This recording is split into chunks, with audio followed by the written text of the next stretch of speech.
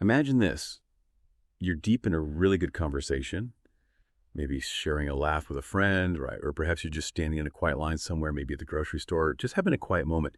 And then almost like it has a mind of its own, your hand just kind of drifts towards your pocket before you even, consciously decide. Your thumb's already swiping, your eyes are scanning, looking for, well, something. That subtle pull, yeah, that almost unconscious grab your phone has on your attention.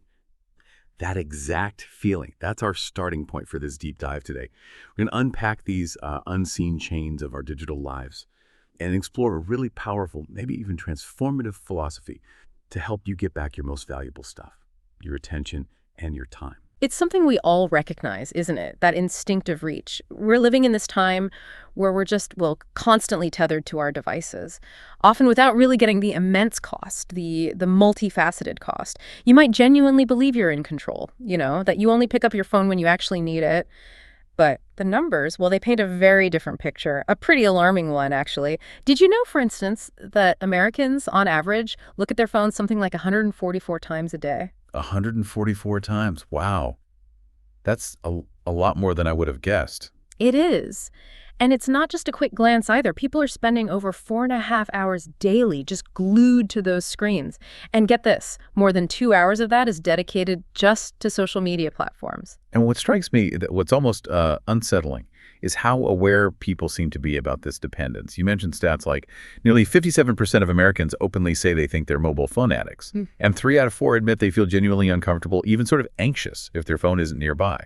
Exactly. That's a really profound level of dependency, isn't it? Yeah. Widely spread. It shines a light on this pervasive issue that maybe for a long time many of us just didn't quite see coming. Or perhaps, let's be honest, didn't really want to admit was happening to us. Right, but that's the key thing here. Our deep dive today, it isn't about telling you to chuck your phone in a river and, run off to a cabin somewhere. No, not at all. That's a common misconception when you hear terms like digital detox. Yeah. Our mission here in this deep dive is really to give you a clear, actionable shortcut, a way to understand a powerful philosophy, digital minimalism. It's all about empowering you, helping you make technology work for you, not the other way around. It's about intentionally building deeper, more meaningful connections in your actual life and creating that vital mental space, for real thought, for creativity, just for being. And doing all this while still navigating this incredibly noisy, always-on digital world we live in. Okay, so let's really unpack this problem we maybe didn't see coming. Because it's so important to understand that constant pull you feel, that almost magnetic urge to check your phone. It isn't some kind of personal failing on your part. For a long time, I think many of us, myself included, just blamed ourselves, thought it was, lack of willpower. But what's really happening underneath it all? Is it just us?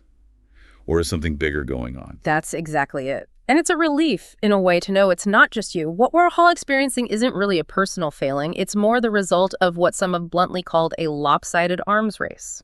Just think about it for a second. On one side, you've got billions, literally billions of dollars strategically invested by tech companies. They employ some of the absolute brightest minds in fields like behavioral psychology and neuroscience. And their primary goal, well, it's to make our phones and apps inherently irresistible, incredibly sticky, and frankly, by design, incredibly addictive attention suckers. Wow. Lopsided arms race. That's a powerful image. It is. They are meticulously engineered, piece by piece, feature by feature, to keep us hooked.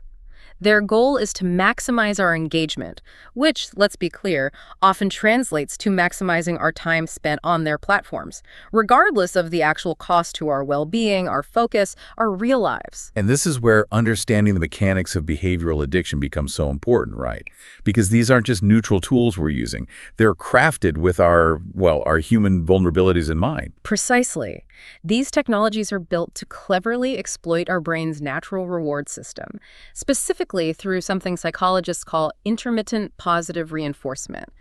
Think about that little buzz, the vibration of a notification, or the flash of a like button appearing on your post, or seeing a retweet pop up unexpectedly. Yeah, those little hits. Exactly. Those aren't just random little things happening. They're variable rewards, unpredictable. And they flood our brains with dopamine. That's the powerful neurotransmitter we hear so much about. But here's the key thing. Dopamine isn't just about feeling pleasure. It's actually more powerfully about seeking, about anticipation. Ah, okay. So it's the wanting, not just the getting. You got it. That's why we feel that intense urge to constantly check our phones. Our brain is craving the possibility of a reward, that unpredictable hit, maybe even more than the reward itself. It's the engine of curiosity, really. But in this context, it's expertly manipulated by algorithms. It makes us compulsively check, almost like pulling the lever on a slot machine, always wondering, okay, what will I get this time? And the combined effect, the cumulative consequence of all this constant engagement, this relentless hunt for the next digital hit, it's profound. It basically just fills up every single in-between moment of our lives, doesn't it?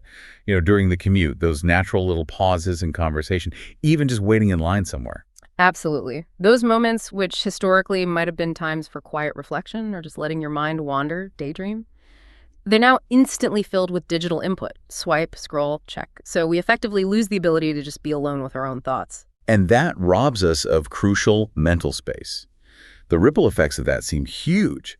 If you don't have that mental space, you're directly limiting your creativity, aren't you? Yeah. And definitely your ability for deep, focused thinking. And that lack of deep thinking, it directly correlates to limited personal growth, limited self-understanding. When you can't engage in that deep, reflective thought, those times when you truly process experiences, consolidate memories, connect different ideas, you're missing out. You're missing the very foundation of self-improvement, of understanding yourself and the world better. And this can ultimately lead to a kind of fragmented sense of self, a scattered focus, and often, an unsatisfied life because you're just constantly reacting to external things instead of proactively shaping your inner world. It's a silent cost, isn't it? Almost Yep. invisible until you really look. It is a silent, insidious cost that many people don't even fully recognize they're paying until they consciously decide to step back and observe.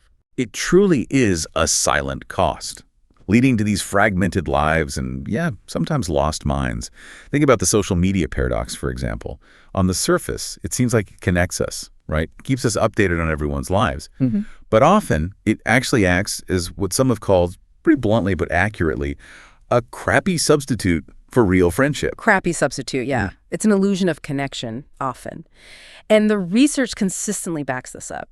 It indicates that the more time people spend scrolling through social media, paradoxically, the more likely they are to report feeling lonely. Wow. More time connecting, more loneliness. Yeah. That's quite the paradox. It is. And we're talking about genuine connection here.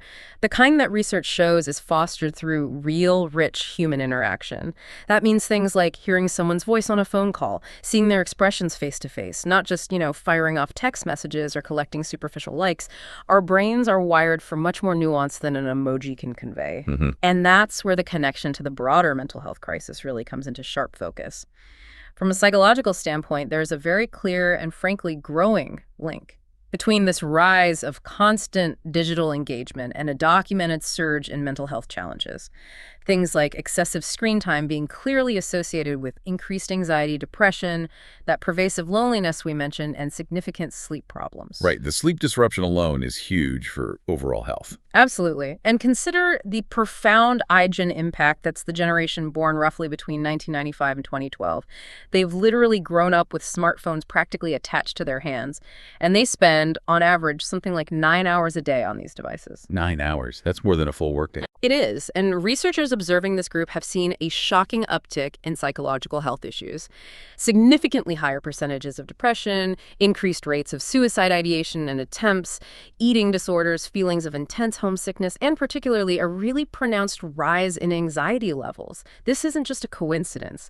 It's a generation grappling with the effects of an unprecedented digital environment. That's truly devastating to hear about an entire generation. The iGen. Oh, right. It sounds like they're caught in this constant noise, maybe without much room for, quiet, for depth. Is there a term for that? That lack of inner space you're describing? Yes, exactly. One of the most critical yet often missed factors is what experts are now calling solitude deprivation. It's simply a profound lack of time spent away from screens, away from external input. That quiet time where your mind isn't constantly reacting to notifications or endlessly scrolling through feeds. And this internal quiet time, it's absolutely crucial. Our brains need it to process emotions properly, to reflect on relationships, to figure out what truly matters in life, and just to allow the brain to find some calm clarity, to integrate experiences. So without it, our minds are just Yeah. constantly churning. Pretty much. In a constant state of low-level arousal. always stimulated, never truly resting or consolidating what they've learned or experienced, this inevitably leads to a kind of persistent mental fatigue, even if you don't feel physically tired. And it's not just about general overuse, is it? There's a more specific term now for when it really disrupts life. That's right. We're seeing the emergence of a clinical concept, problematic interactive media use, or PIMU. This refers to compulsive engagement with digital platforms that gets to the point where it significantly disrupts daily life. It functions very much like other behavioral addictions. It can lead people to neglect real-world responsibilities, work, family, health. It often brings heightened anxiety and this debilitating inability to disconnect, even when the negative consequences are really obvious. That part is striking. Knowing the consequences but still being unable to stop. It really shows the addictive power. It's not just about what we do on our phones, but what we lose when we can't step away. And that loss isn't just mental, is it? It takes a physical toll, too. Indeed. It's not just our minds feeling the strain. Our bodies are definitely sending signals, too. Signals we often tend to ignore. From the research, we're seeing more than just, tired eyes at the end of the day. Prolonged screen use is linked to chronic eye strain, persistent headaches, and can even contribute to poor physical conditioning overall. Yeah, the tech neck thing is real. Very real. We're seeing rising rates of tech neck, that constant forward head posture, carpal tunnel syndrome from all the repetitive swiping and typing, and even potential impacts on cardiovascular health simply due to prolonged sedentary behavior. Consider these stark statistics from the Canadian government, for example. They revealed that Canadians spend over 10 hours a day, on average, in front of digital screens. 10 hours. That's almost half our waking life. Exactly. That's potentially causing significant physical discomfort, mental fatigue, eroding our overall energy levels, and over the long term, even increasing the risk of chronic health conditions. It really is a full-body impact. The data just doesn't lie, does it? When it comes to this difficult relationship we have with our phones. It's almost funny, in a dark way, how easily we fool ourselves about our usage. You mentioned earlier, half the public openly admits they sometimes just cannot stop themselves from checking their smartphones, even when they know they should be focusing on something else, despite their best intentions. Right. And here's the interesting bit. This isn't just a young person problem, not at all. A significant majority of middle-aged individuals also report struggling with this exact same compulsion. There's even a bit of a gender difference reported, with 54% of women compared to 45% of men reporting this inability to resist checking. It really cuts across demographics. That's widespread. And we're not even good at estimating how often we do it, are we? Not at all. That's what's truly eye-opening and maybe a bit humbling for all of us. If you ask people to guess how many times they check their phone daily, the average guess is around 25 times. Yet previous research, tracking actual usage, indicates the reality is likely somewhere between 49 and 80 times a day. Wow, double or even triple what we think. Exactly. It means most of us check our phones at least twice, maybe 3 times as much as we perceive. It highlights the significant and rather common disconnect between our perception and the actual reality of our digital habits. We're just not very accurate gauges of our own behavior here. And it's not just about the frequency of checking. There's this widespread feeling that our attention spans are shrinking. Now, I know definitive long-term scientific studies on this across the whole population are complex. They are. Measuring attention span accurately is tricky. Right. But public perception, it's strikingly clear. Nearly half the population, 49%, feels their personal attention span is shorter than it used to be. And again, this isn't just older folks complaining. It's consistent across age groups. 56% of 35 to 54-year-olds agree. Plus, 2/3 of people, a huge 66%, believe that young people today have shorter attention spans than previous generations. Even a majority of 18 to 34-year-olds believe that about their own generation. It feels like we collectively sense a shift happening. Which brings us to that persistent myth, that widely circulated idea. The 8-second attention span, goldfish level. Exactly. That famous stat that the average adult attention span is only 8 seconds. Well, it's actually a myth. It seems to have originated from a, let's say, misunderstood interpretation of a 2015 Microsoft study. Real psychological research confirms that our ability to sustain attention varies hugely depending on the task. Think about it: reading a deeply engaging book, listening intently to a complex lecture, staying focused while driving. Our brains are capable of sustained attention, but, and this is the crucial point, the constant interruptive nature of our digital environment undeniably challenges our capacity for that deep, sustained focus. It fragments it. So it's not that our brains are fundamentally broken, but the environment makes sustained focus harder. Precisely. It's more about the context and the design of the stimuli we're constantly exposed to rather than an inherent limitation of the brain itself. Yeah. Okay. And speaking of challenges to focus, let's touch on multitasking. Because there are some real misconceptions there too, right? Most people seem to get that, okay, using your phone in class probably hinders learning. Seems obvious. And that constantly switching attention between different media like TV and phone harms task completion. Yeah. Makes sense. But here's the surprising part you mentioned.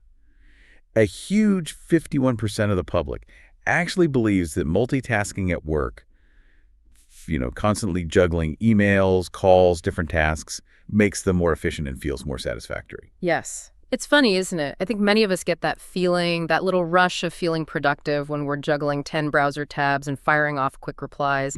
The perception feels incredibly efficient, almost like a productivity superpower. Totally. But the research, as you were saying, tells a completely different story. Less heroic, maybe. Indeed it does. A much less flattering story for our multitasking egos. This is where the real-world impact really bites. Research consistently and overwhelmingly shows that interrupted or fragmented attention in work settings does not make you more efficient. In fact, it significantly increases the likelihood of errors. Increases errors. Okay. Yeah. Every single time you switch tasks, your brain has to reorient itself. This process creates what neuroscientists call attention residue. Basically, a bit of your attention stays stuck on the previous task for a short while. So you lose momentum, you lose the deep context you had, and you expend valuable cognitive energy just getting back to where you were before the switch. So while juggling might feel productive, the cognitive cost is incredibly high. It leads to less effective work, more mental fatigue, and often that feeling of being constantly overwhelmed without quite knowing why. That disconnect between how it feels and what's actually happening cognitively is huge. It's critical. And addressing that disconnect is exactly what digital minimalism aims to do, not just by pointing out the problem, but by offering a clear, structured path toward a better way of engaging with technology. Okay, that leads us perfectly into the next phase. We've really laid out the problem, the unseen chains, the cognitive costs, the societal impact. Now let's dive into the solution, the philosophy itself, part 2. Unpacking digital minimalism, which, as you say, is a philosophy, not just a passing fad. This isn't just another tech life hack destined to be forgotten next year or some temporary detox you just bounce back from unchanged. It's presented as a more fundamental philosophy where, maybe surprisingly, less is actually more. That's the core idea. Less distraction, more focus. Less noise, more meaning. At its heart, digital minimalism is about making a deliberate, conscious choice about how you use technology. The core definition is something like a philosophy of technology use in which you focus your online time on a small number of carefully selected and optimized activities that strongly support things you value, and then happily miss out on everything else. Happily miss out on everything else. I like that part. It implies freedom, not deprivation. Exactly. It reframes missing out. And that's a crucial distinction. This philosophy stands in really stark contrast to those popular quick-fix solutions we see everywhere. Things like just turning off notifications or setting some arbitrary screen time limit without really changing the underlying behavior or mindset. Digital minimalism argues that those minor tweaks, while maybe helpful in the short term, are ultimately insufficient for lasting foundational change. Right. They don't address the root cause. Precisely. True transformation, achieving a sustainable improvement in your focus and well-being, requires fundamentally rebuilding your relationship with technology. Starting from the ground up, using your deepest personal values as the actual blueprint, the guiding principle. It's all about intentionality. About understanding why you're picking up that device rather than just reacting to its constant pull. It shifts the focus from what you might give up to what you stand to gain focus. Time, depth, connection. Exactly. And that feels like such a freeing concept, doesn't it? Because digital minimalists, as described, aren't living in this constant state of FOMO fear of missing out on trivial online stuff or checking what the latest trend is. Their main focus, their primary concern, is protecting and actively enhancing the truly important parts of their lives. Yeah, the large things, as Cal Newport calls them in his book, the large things they already know for sure make a good life good. What are those large things typically? Things like meaningful relationships with family and friends, genuine restorative leisure activities, deep focused work that produces real value, personal growth and learning, community involvement, health. It's about being deliberate, making conscious choices about where you allocate your most precious resource, your attention, rather than letting it be constantly hijacked by algorithms designed for profit. Okay, so how does this philosophy translate into practice? You mentioned 3 core principles. Yes, there are 3 core principles that really form the bedrock of digital minimalism. They provide a robust framework for making decisions. They are: Principle 1, clutter is costly. Principle 2, optimization is important. And Principle 3, intentionality is satisfying. These aren't just abstract ideas, they have deep roots and practical applications. All right, let's break those down. Principle 1, clutter is costly. What does that mean in a digital context? It sounds like something Marie Kondo would say about your sock drawer. Well, there's a connection, actually. It draws heavily from Henry David Thoreau's idea of new economics from Walden. Thoreau argued that the true cost of anything isn't just the money you pay for it. It includes the often invisible life costs, the amount of your life, your time, your mental energy, the stress, the effort required to obtain and maintain that thing. Okay, so apply that to apps and websites. Exactly. Applying this to your digital life means asking some tough questions. What are you really gaining from each app, each website, each subscription, each notification setting you allow? And, crucially, what are the true life costs in terms of your finite time and your easily depleted attention? Could the benefit you get from it be achieved in a less attention-demanding way? Unnecessary digital clutter apps you barely use, feeds you scroll mindlessly, notifications that constantly interrupt, they actively detract from your overall goals and values. They add friction and noise. It's more than just the time spent using the app, it's the mental overhead of having it, managing it, resisting it. Precisely. Every new app, every subscription, every notification isn't just an expensive attention in the moment. It's a constant low-level drain on your mental energy for decision-making. Your brain is subconsciously processing, should I check this? Is this important? Do I need to respond now? Okay. This contributes significantly to decision fatigue and leaves less mental capacity for the stuff that really matters. Deep work, creative thinking, being present with people, it makes life feel more complicated, more scattered. Okay, that makes sense. Clutter is costly. What about principle 2? Optimization is important.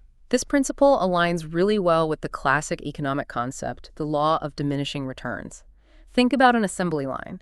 Adding workers initially speeds things up, but add too many, and they start getting in each other's way, coordination becomes complex, and output actually slows down. Right. More isn't always better. Exactly. The same applies to our digital tools and information sources. Endlessly adding more apps, more social media feeds, more news sources doesn't automatically guarantee you'll be better informed, more productive, or feel more connected. In fact, beyond a certain point, it often achieves the opposite. For instance, going from getting 0 news to reading, say, 2 high-quality, reputable news sources each morning is a significant improvement in being informed. But overwhelming yourself with dozens of fragmented social media feeds, push alerts, and opinion blogs often becomes a noisy, incomprehensible distraction. It actually erodes your ability to distinguish signal from noise, to think critically. So optimization means finding the right tools, not just accumulating more. Precisely. The solution is to optimize. Choose the best tool for a specific, valued activity and use it in the best possible way. Instead of endless, aimless scrolling through a newsfeed hoping to find something interesting, maybe a better optimized approach is using an app like Pocket or Instapaper. You collect interesting articles throughout the day, then read them later at a specific time without ads or other distractions.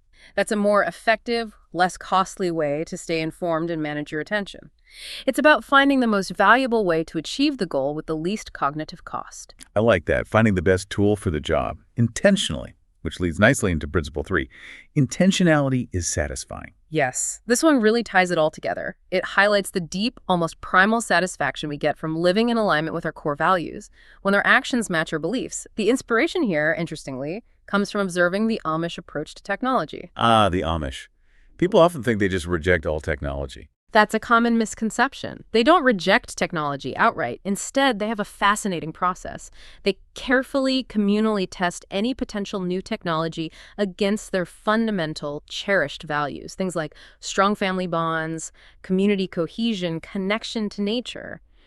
If a technology is found to undermine or not actively support these core values, it's simply banned from their communities. It's a very deliberate, value-driven filter. So we should apply a similar filter to our digital tools. That's the idea. Apply a similar value-based scrutiny to every digital tool you use or consider using. Ask yourself, does this technology genuinely benefit and support something I deeply value, something I'm actively trying to achieve in my life, or am I better off without it? Could I achieve that same value, or maybe in a deeper version of it, through a different, perhaps non-digital means? That's where the real lasting satisfaction comes from, knowing your choices aren't just random or reactive, but deliberate, conscious, and deeply aligned with your personal compass. It feels good to live intentionally. Okay, those three principles: clutter is costly, optimization is important, intentionality is satisfying, to provide a strong philosophical base. How do we put this into action? You mentioned the digital declutter. Exactly.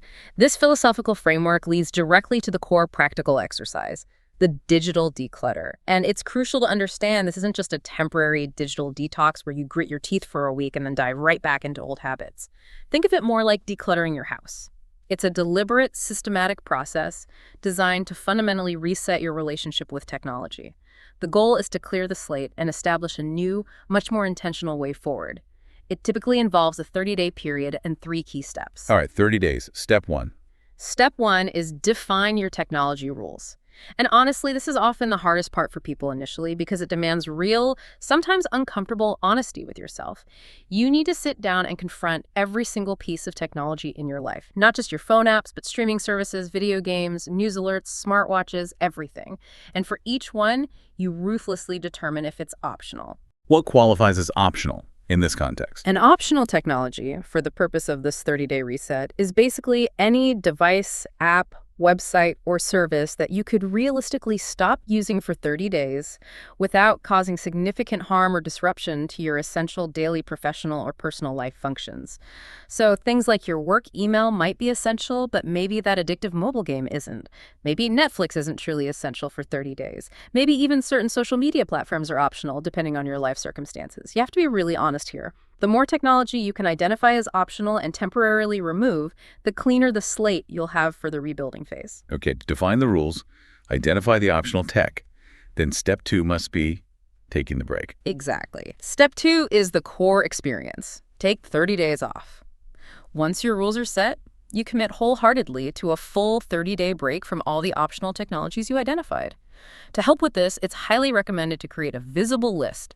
Maybe stick it on your fridge or bathroom mirror detailing the banned tech and any specific rules for tech you are allowed to use in limited ways. For example, you might still need Facebook for a specific work group, but your rule is access only via laptop, only between 9:00 and 100 a.m., no personal feed scrolling. Clear boundaries. That visibility seems important for accountability. It really helps. Now be prepared for what many people experience in the first week or two.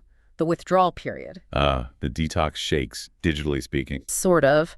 Your mind, being so accustomed to constant stimulation and readily available digital entertainment, will likely grapple with the sudden absence. It might feel boring, restless, maybe even a bit anxious. This is very much like a withdrawal period from any deeply ingrained habit. But the good news, based on many accounts, is that for most people, this initial discomfort starts to noticeably fade after the first 10-14 days. But it's not just about not doing things, right? You have to fill that void. Absolutely crucial. This isn't about sitting in an empty room staring at the wall for 30 days. During this break, the critical task is to actively explore and rediscover non-digital activities. Things that bring you genuine satisfaction, meaning, connection. This period should be one of, as Newport puts it, strenuous activity and experimentation. Try new hobbies, revisit old ones, spend quality time with people offline, engage with the physical world. The goal is to use this time to confidently craft a better, richer life where technology plays only a supporting role, serving more meaningful pursuits rather than dominating your time. It's about replacing low-quality digital distractions with high-quality analog engagement. That makes sense. It's an active rediscovery process. Let me share a really powerful real-life story that illustrates just how transformative this kind of radical step can be. It's about a young person, Gen Z, who was immersed in the internet from a very early age. First email at 6, smartphone at 12. Standard story now, right? They described feeling like a victim of the internet, constantly seeking validation through likes, even dreaming of becoming an influencer. This non-stop digital consumption, especially fueled by hyper-engaging platforms like TikTok and YouTube Shorts, eventually spiraled completely out of control. They ended up spending upwards of 16 hours a day in front of screens, particularly during a period of unemployment. 16 hours. That's barely time for sleep. Exactly. And the consequences were devastating, as you can imagine. It massively exacerbated their existing ADHD and bipolar II conditions. Their sleep schedule became non-existent. Basic hygiene was neglected. They experienced significant physical deterioration from inactivity and described this constant, unsettling feeling of dissociation, feeling disconnected from their own body and brain. Wow. That sounds incredibly dark and frightening. A real breaking point. How did they get out of that? They reached that breaking point in mid-2020, and they made an incredibly extreme decision to go completely cold turkey for a full week, cut off nearly all electronics, warned friends and family they'd be totally unavailable.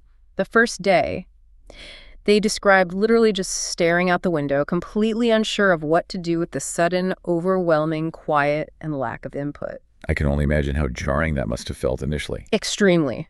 But this radical step, this forced encounter with solitude, allowed something profound to shift. It led to rediscovering a creativity they thought was long gone. They started reading avidly again, tellingly. Their first book was Orwell's 1984, and they described this feeling that the entire environment around them suddenly had a different aura, as if the air felt fresher, the sunlight looked different, like qualities they'd forgotten existed had returned. That's incredible, like waking up. It really sounds like it. This intense, self-imposed detox, although shorter than the recommended 30 days, was successful enough to allow them to fundamentally reset. They were then able to transition into a much more moderate, healthier relationship with technology. They finally understood it as a potential tool rather than an inescapable master. It's a powerful testament to the brain's neuroplasticity, its ability to rewire itself when given the chance, and the profound impact of intentional disconnection. What an amazing turnaround. Truly inspiring and a stark illustration of the potential benefits. Okay, so after that intense 30-day break or maybe a shorter radical reset like that, you move to the final phase, step 3. Reintroduce technology selectively. This isn't about just opening the floodgates again, is it? Not at all. This is where the intentionality really comes into play. It's about being extremely discerning, almost surgical. You don't just let everything back in automatically. For each piece of optional technology you consider reintroducing, you must subject it to 3 critical, probing questions. Okay, 3 questions for reintroduction. What's the first one? First, does this technology support something I deeply value? Something that genuinely, authentically adds significant positive value to my life? Be specific here. Second question. Second, is this technology the best way to support this value? This is a tough one. For instance, you might say Instagram helps you stay in touch with distant relatives, which is a valid value, but is passively scrolling their photos really the best way? Or would a scheduled weekly video call, or even sending a thoughtful email or handwritten letter, be a far more meaningful, high-quality way to foster that connection? Many people find that when scrutinized this way, most social media platforms don't actually pass this best way test for supporting deep values. That's a really crucial distinction. Yeah. The best way, and not just a way. And the third question. The third question is absolutely vital for making the change stick. It acts as a safeguard. How will I constrain my use of this technology going forward to ensure it maximizes its value and minimizes its harms? This means setting clear, concrete rules and operating procedures around its use. You must define how and when you will use it. For example, if you decide Facebook is the best way to stay connected with specific overseas family members, your rule might be, check it only on Sundays on your laptop for 15 minutes, only engage with family posts, no clicking like on public posts, no political arguments. You create a defined, purposeful boundary for every single digital tool you allow back into your life, ensuring it continues to serve your values and doesn't creep back into becoming a compulsive time sink. Right, so define the rules, take the break, and rediscover alternatives. Then reintroduce very selectively with strict usage protocols based on deep values. That's the digital declutter. Okay, now we're moving into part 3. Reclaiming your life, one intentional step at a time, building on that declutter foundation. And a huge piece of this reclamation, something we touched on earlier but needs more focus, is actively embracing solitude. It really feels like the lost art of just being alone with your thoughts. Not just physically alone, but mentally disconnected from that constant external input. It absolutely is a lost art in many ways. Modern technology, especially the smartphone always being within reach, has severely eroded our collective capacity for genuine solitude. Our brains, which are naturally wired for social interaction and processing information, now seem to struggle. They struggle to process emotions, reflect deeply, or even just daydream without immediate external stimulation or distraction. This profound lack of time away from screens and constant input leads directly back to that concept we discussed: solitude deprivation. And we saw the potential consequences of that, especially in the younger iGen generation you mentioned. Exactly. Those born after 1995, growing up with smartphones as constant companions, averaging those 9 hours a day immersed in devices. Researchers have clearly noted that shocking uptick in psychological health issues, higher rates of depression, anxiety, suicide ideation, eating disorders, homesickness. It really underscores how absolutely critical regular solitude is for processing emotions, for self-regulation, for developing mental clarity, for building emotional intelligence. Without dedicated time for solitude, our internal landscape remains largely unexplored, our feelings don't get fully processed, and even our capacity for deep empathy can be diminished because we haven't had the quiet time to reflect on our own experiences and those of others. But the good news, and this is really important to stress, is that finding solitude doesn't mean you have to isolate yourself completely. Yeah. You don't need a cabin in the woods or a silent retreat, right? Absolutely not. Solitude can genuinely be found almost anywhere. You can find it sitting in a crowded cafe, on a park bench during lunch, even on a noisy subway train during your commute. The key isn't physical isolation, it's mental freedom. It's about being free to be with your own thoughts and only your thoughts, without digital distraction pulling you away. It's about intentionally carving out that inner space, regardless of your external surroundings, just allowing your mind to wander, to connect ideas, to process, to simply be without input. So how do we cultivate this? How do we practice finding solitude in our busy lives? There are some surprisingly simple yet profoundly effective habits you can build. One that might sound quite radical in today's hyper-connected world, but is incredibly liberating once you try it, is to simply leave your phone at home sometimes. Whoa. Okay, that does sound radical. What about emergencies? That's the first reaction, right? But think back, if you're old enough, to life before smartphones. We managed. If the emergency concern is significant, a practical compromise is to put the phone somewhere inaccessible but technically available, like locked in the glove compartment of your car or in a drawer in another room. The main point is to remove the immediate temptation, break that automatic reflex to reach for it, eliminate the constant nagging pull to check. Okay, creating physical distance. Then another classic, almost cliche but incredibly powerful source of solitude is just taking long walks. Think about history's great thinkers: Thoreau at Walden, Rimbaud wandering France, Rousseau in nature, Nietzsche composing deep thoughts while hiking. They all praise walking as a fundamental source of their best ideas, their clearest insights. The crucial element, of course, is to do this without earbuds blasting music or podcasts and without glancing at a screen. Just walk. Let your mind wander freely. Let it connect disparate thoughts. Let it simply absorb the physical world around you without that digital filter. And you also mentioned journaling. Yes, journaling is fantastic. Think of it as writing letters to yourself. It's a practice countless people find incredibly insightful for processing complex thoughts, clarifying emotions, untangling problems. It creates a tangible, personal record of your internal world, completely free from digital noise and external judgment. It's like having a direct conversation with your subconscious. Embrace solitude. Okay, beyond that, another critical part of digital minimalism seems to be fostering real, authentic connections, moving beyond just clicking the like button. Absolutely. It's about recognizing the limits of digital interaction for our social brains. Our brains evolved over millennia to navigate complex social lives. They rely on intricate neural networks to interpret subtle cues, tone of voice, body language, facial expressions, pauses in conversation. It stands to reason that this incredibly sophisticated system isn't going to feel genuinely satisfied or nourished by emojis, hashtags, or quick generic comments like "so cool" or "love it." Yeah, those feel pretty thin compared to a real conversation. They are. They're low bandwidth interactions. They simply don't qualify as meaningful human connection in the way our brains understand it. And this leads directly back to that loneliness paradox we talked about. Yeah. The more time people spend engaging in these superficial interactions on social media, the more likely they are to report feeling isolated and lonely. So consciously stepping back from these low-quality interactions actually creates the necessary space and often the desire for the deeper, more satisfying real-world connections that are absolutely vital for our psychological well-being and sense of belonging. So how do we actively make that happen? How do we cultivate those deeper connections in practical ways? Okay, here are some concrete, impactful steps you can take. First, make a conscious effort to stop clicking like or leaving those quick, superficial comments. Just stop doing it reflexively. Really, just stop liking things. Right. Try it. Instead, intentionally save your thoughts, your reactions, your genuine interest for a real high-bandwidth conversation. Pick up the phone. Schedule a video chat. Arrange to meet face-to-face. It might sound counterintuitive, won't people think? I don't care if I don't like their post. But the experience of many who try this is that less passive social media engagement often leads to a better, more fulfilling actual social life. Why? Because you become more motivated to connect in ways that truly count. You're trading quantity for quality. Interesting. Trading likes for actual conversations. What else?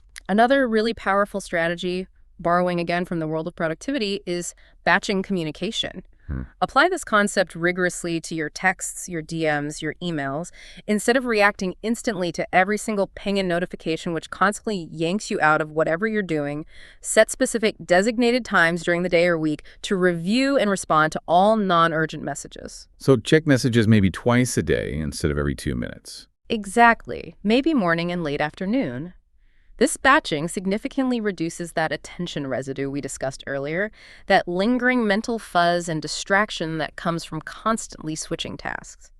Remember how you feel after quickly checking a notification, then trying to refocus on a complex task? That slight mental drag?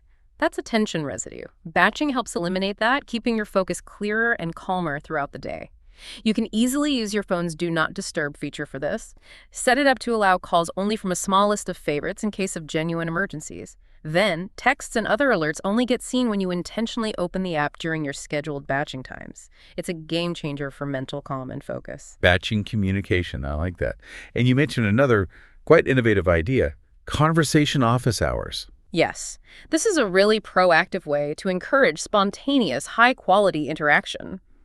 Implement a system where you essentially make yourself available for real conversation at a set time.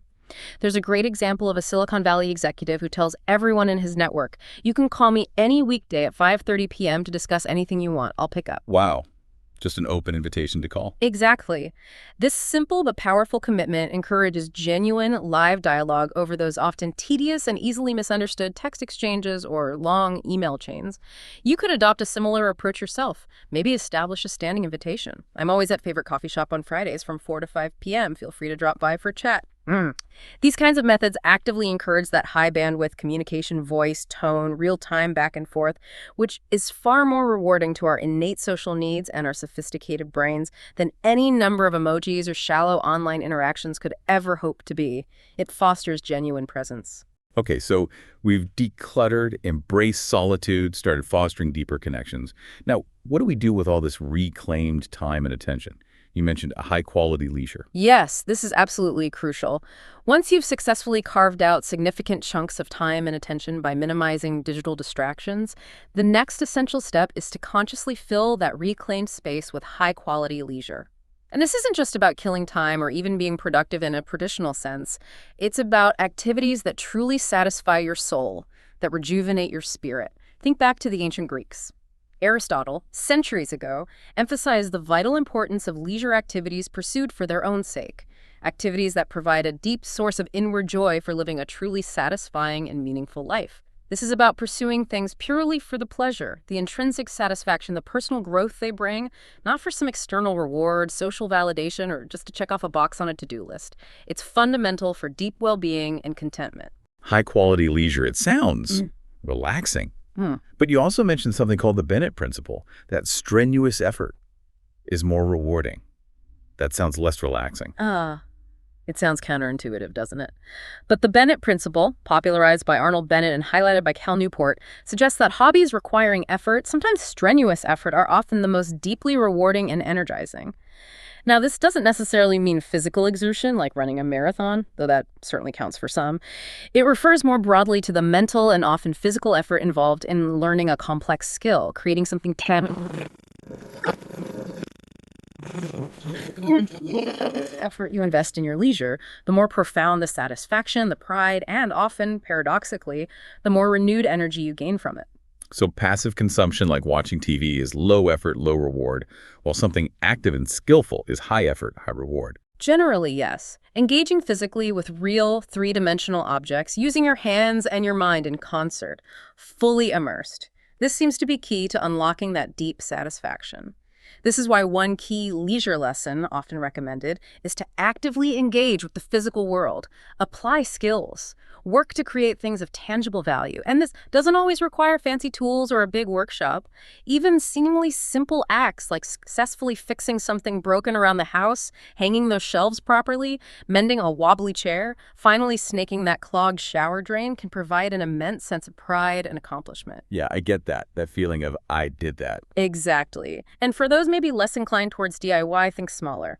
A simple $5 sewing kit lets you mend buttons, sew on patches, you learn a practical skill, produce a tangible result, feel competent, all without heavy investment.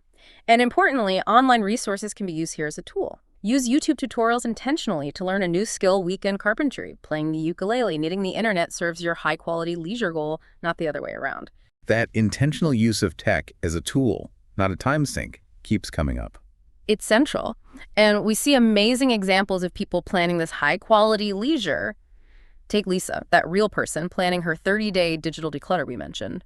She didn't just plan to stop using tech, she proactively prepared this elaborate activity box brimming with non-digital pursuits. She anticipated the potential boredom and planned to counter it with a long, diverse list of alternatives.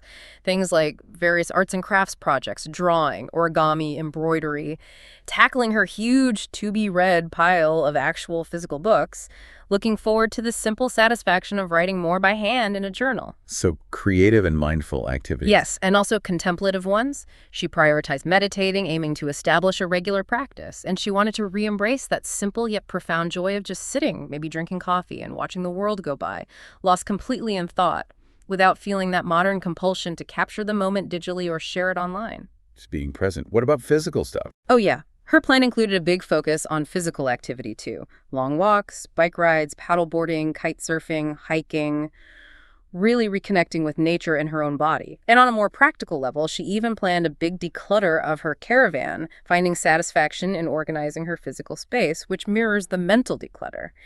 What's really key about her approach is that she made sure these activities were genuinely offline ready. She requested library books in advance, downloaded a few ebooks to her Kindle purely as a backup, used intentionally, not compulsively, prepared her craft projects with offline instructions. That level of preparation is impressive. It shows real commitment. It's true intentionality in action, proactively filling the void left by digital distractions with meaningful, high-quality engagement, ensuring that the reclaimed time actually translates into a richer, more fulfilling life, not just an empty space waiting to be filled by the next notification. What about social leisure? Connecting with others offline. Another powerful strategy, both for high-quality leisure and for combating that loneliness paradox, is to actively join groups for structured in-person interaction. The most successful social leisure activities, the ones that really build bonds, aren't just about passively being in the same room as other people. They tend to require real in-person interaction and provide some kind of structure, shared rules, maybe specific terminology or rituals, and often a common unifying goal or activity. Think about things like joining a CrossFit gym or a running club, participating in a Dungeons & Dragons campaign, collaborating in a local writing group, engaging in lively discussions within a book club. So shared activity and purpose are key. Experience consistently suggests yes. Community-driven groups, especially those built around a clear shared activity or purpose, even free ones like a park cleanup crew or a board game night, often lead to stronger, more meaningful friendships and a deeper sense of belonging than just passively attending paid classes or relying on casual digital check-ins, because they foster authentic connection and shared identity through joint effort and real-world interaction. Okay, so fill the void with high quality, often effortful, ideally physical or skill-based, and sometimes structured social leisure. Now, a word of caution here. What about just relaxing? Does all digital entertainment have to go? Going cold turkey on, say, Netflix or YouTube seems hard. That's a very important point. And no, it doesn't necessarily mean eliminating all digital entertainment forever. In fact, trying to go completely cold turkey on all forms of digital entertainment, especially things you genuinely enjoy in moderation, can sometimes backfire. It can create a powerful sense of deprivation, making the whole lifestyle feel unsustainable, and might even increase the risk of eventually relapsing back into old excessive habits. Like an overly strict diet that leads to a binge? Exactly the same principle. A more sustainable and often more psychologically healthy approach is to intentionally schedule specific, isolated chunks of time for your preferred low-quality leisure activities. Maybe you decide Sunday evenings are for watching that show you like, or you give yourself 30 minutes after dinner for guilt-free YouTube browsing. Giving yourself these clear boundaries and designated times is actually much better for your mind than trying for total abstinence. It prevents that deprivation mindset. And here's the powerful idea. Over time, as you actively fill your life with more genuinely high-quality activities, more satisfying pursuits, more real-world connections, the underlying desire and the compulsive need for those lower-quality digital distractions will naturally diminish. So you won't need them as much because your life is richer elsewhere. Precisely. They lose their appeal, their power, because your time and attention are happily invested in things that provide deeper, more lasting satisfaction. Okay, that makes a lot of sense. Schedule the low-quality stuff to make the high-quality stuff stick. Let's wrap up part 3 by summarizing some really practical, tangible strategies people can start implementing for a more minimalist digital life, building on everything we've discussed. Absolutely. Let's get really concrete. First, and this is often the most impactful single step for many, seriously consider deleting social media apps from your phone. Just delete them. What if you need them for work or something? If they are absolutely essential for work, the recommendation is to access them only via a web browser on a laptop or desktop computer, and only during specifically scheduled, defined work times. This simple act creates a powerful physical and psychological barrier. It eliminates the effortless, impulsive, mindless checking that the phone app is designed to encourage. Right, make it less convenient. What else? Aim to turn your devices back into single-purpose tools whenever possible, instead of these all-encompassing distraction machines. If your circumstances allow, seriously consider having separate devices for work and personal use. This creates incredibly clear mental and practical boundaries. And when you do use social media, perhaps on that scheduled laptop time, try to adopt a professional mindset. Engage only in ways that are genuinely meaningful or directly contribute to a specific goal you have. Avoid that endless, aimless scrolling or reflexive liking. Use it as a tool, not as a time-killing playground. Treat social media like email, almost. Check it intentionally for a purpose. Kind of, yes. And related to that, actively embrace slow media.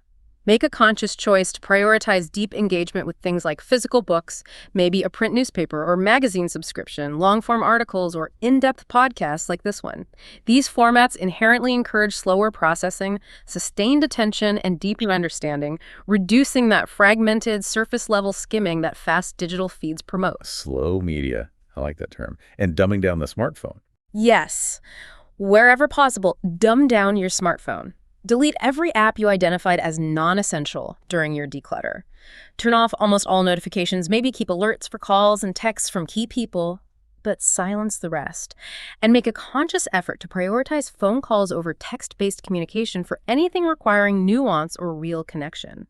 Remember, our brains thrive on that high bandwidth social interaction, the tone of voice, the pauses, the immediate feedback, which texting simply cannot replicate. And setting clear boundaries around time and space. Absolutely crucial. Establish clear, non-negotiable boundaries for tech use within your home environment and your daily schedule. Designate specific screen-free zones. The bedroom is a big one for clip quality, maybe the dining table to encourage conversation during meals. No devices allowed in these zones, period. Also, implement specific tech-free hours. Maybe no screens during meals, no devices for the first hour after waking up, or crucially, no screens for at least an hour before bed. These physical and temporal boundaries create invaluable mental downtime and clearly signal to your brain when it's time to truly disconnect and recharge. Don't be afraid to use the phone's own features too, right? Like screen time limits. Definitely.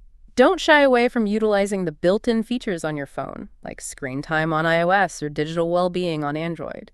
Or dedicated third-party apps to set strict time limits for problematic apps or overall usage. These are tools designed to help you regain control. And what about those more hardcore tools? Blockers and lockboxes. Yes, for people who need stronger interventions, consider proactive tools. Website blockers like LeechBlock NG for Firefox, or Freedom or Cold Turkey Writer can completely block access to unproductive sites during specific times. YouTube curating extensions like Unhook can remove the incredibly distracting recommended videos, sidebar, and comments, allowing you to watch only what you intended to watch without falling down that rabbit hole. For Android users, minimalist phone launchers like O-Launcher or Ratio can radically simplify your phone's interface, removing visual clutter and making it far less engaging and addictive by design. And some individuals find great success with physical timed lock boxes like a K-Safe. You literally lock your phone away for a preset amount of time, physically removing the temptation entirely during focused work periods or family time. Like Lisa putting her phone away in a cupboard. Exactly. Lisa's personal plan included putting her phone away in a cupboard, silencing almost all notifications, and only checking messages 3 to 4 times a day at designated times. These tools and habits, when layered together and combined with that core principle of intentionality, create a really formidable defense against digital overwhelm. They put you firmly back in the driver's seat of your attention. Okay, so we've taken this deep dive into the powerful and I think potentially life-changing philosophy of digital minimalism. Yeah. It's really become clear as we've explored all this today that this isn't about hating technology or becoming some kind of lead-eyed hermit. Not at all. Instead, it is profoundly about intentionality. It's about choice. It's about finally recognizing that our attention isn't some infinite commodity. It's a precious, finite resource. And it's constantly under siege, often by incredibly sophisticated, addictive designs and just the sheer volume of digital noise. That's the core realization. And the hopeful message is that by thoughtfully adopting these principles and putting these practical habits into action, things like the transformative 30-day digital declutter, actively embracing regular solitude, consciously fostering real high-bandwidth connections, and intentionally investing your reclaimed time in high-quality leisure activities. You genuinely can fundamentally change your relationship with technology for the better. And the benefits seem huge. They really are. This path typically leads to a noticeable reduction in stress and anxiety levels, a significant improvement in your ability to focus deeply on important tasks, measurably enhance sleep quality, and perhaps most importantly, the cultivation of genuinely deeper, more satisfying relationships with the people who matter most in your life. Ultimately, all of this contributes to a profound, pervasive sense of overall well-being, a feeling of being more grounded, more present, more in control of your own life. It reminds me of that quote you mentioned earlier.